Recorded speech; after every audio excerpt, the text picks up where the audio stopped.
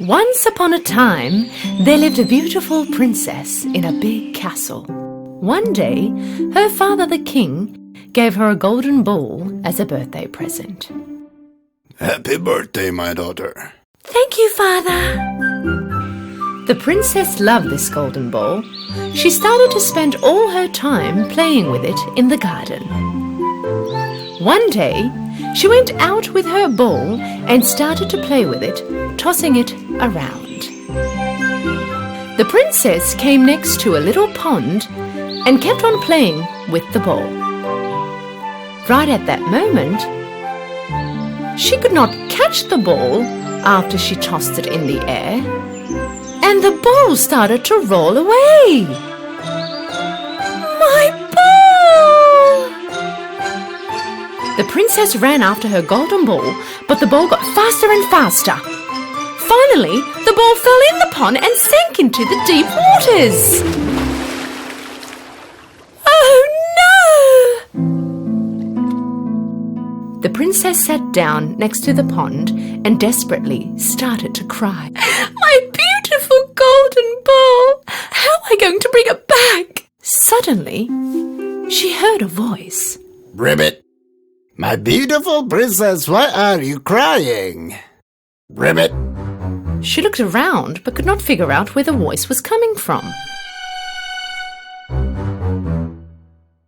When she looked closely, she realized that the voice was coming from the frog that was right next to the pond, looking at her. The frog leaped towards the princess and asked again after he got closer. What's wrong, my beautiful princess? Why are you crying? The princess got stunned when she saw a talking frog. A talking frog? How can that be?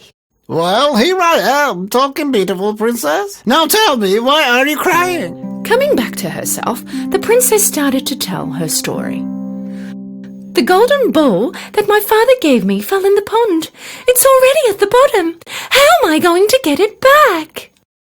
The frog came next to her feet and made an offer.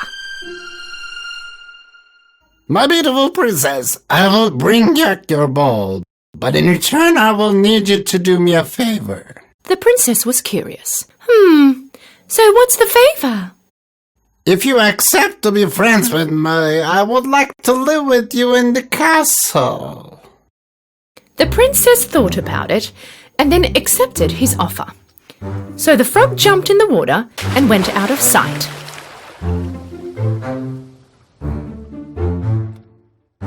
A while later, he appeared with the golden ball and threw it to the princess. Reunited with her ball, the princess happily started to walk back to the castle. Seeing the princess leaving the frog behind, Frog yelled after her.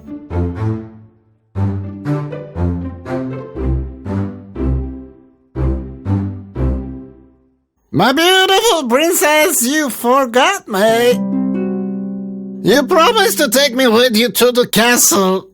Ribbit. The princess yelled out from afar, laughing. How can an ugly frog like you even imagine to live with a beautiful princess like me? Ribbit. The princess left the frog right there and went back to her castle.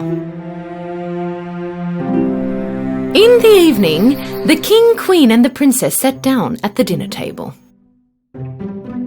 Right when they were starting to eat, they heard a knock on the door.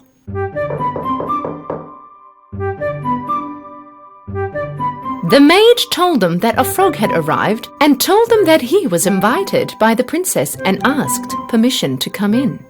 The king, surprised, asked his daughter. Would you like to tell us what's going on, my daughter? Well, Daddy.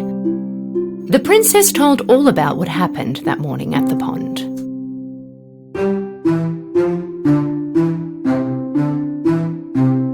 If you gave a promise to the frog to save your ball, then you must keep your word for it. The king ordered the maid to welcome the frog inside. A while later, the door opened and the little frog came in leaping and stopped next to the dinner table. Good evening, everyone, and thank you, my king, for allowing me in. With one big jump, the frog landed next to the princess's plate. He looked at her, unhappy. The king ordered a plate for the frog, but the frog stopped it. No need for a plate. I can eat from the princess's plate.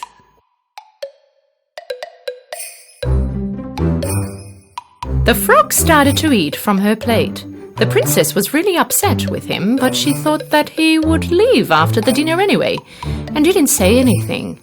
But the frog had no intentions to leave after the dinner.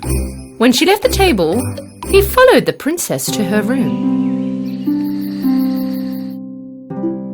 Time passed and the frog got sleepy. My princess, I'm really sleepy. I'd like to sleep in your bed if you don't mind. Afraid to upset her father, the princess had to say yes to that too. The frog jumped on her bed and put his head on her soft pillow. Trying not to show her anger, the princess laid next to the frog and slept. In the morning, the frog woke the princess up.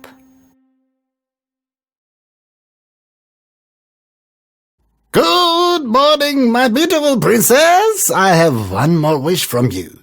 If you do that, I will leave right away. Hearing that the ugly frog would leave soon, without making it obvious, the princess was extremely happy. All right, shoot. What is it now?